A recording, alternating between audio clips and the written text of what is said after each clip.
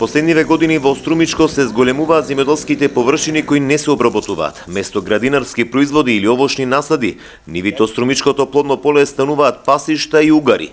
Несигурниот пласман, ниските откупни цени предизвикуваат да нема интерес пред секај младите да се ориентираат на земјоделство, вели Ристо Велков од Сојузот на синдикати на земјоделски производители. Според се тоа што се случува на теренот, мислам дека голем е бројот на земјоделски површини кои не се засадуваат веќе со земјоделски култури.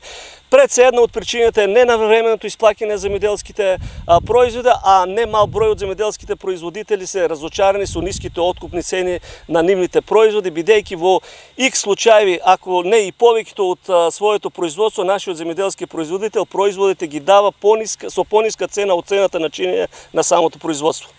Со ваква констатација Иванчо Митев од Сојузот на земјоделците вели дека 2 парцели веќе ги напуштил и не ги обработува. Според него, цели земјоделски семејства со бугарски и македонски пасоши бегаат во Германија и нивите во Струмичко не се обработуваат.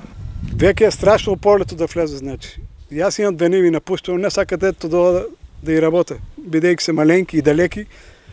Цели, значи, еве, што има делове кацтарски, се напуштени, никој не сака да работи. И на која основа, јас еден од ми на фармата останам, на која основа ќе го молиш ти да инвестира во земјоделие. Цели фамилии одат за Германија со македонски пасоши, не чекат веќе перспектива за земјоделието. Неодамна бугарските медиуми објавија дека нови 53.000 македонци поднеле барања и чекаат да добијат бугарски пасоши.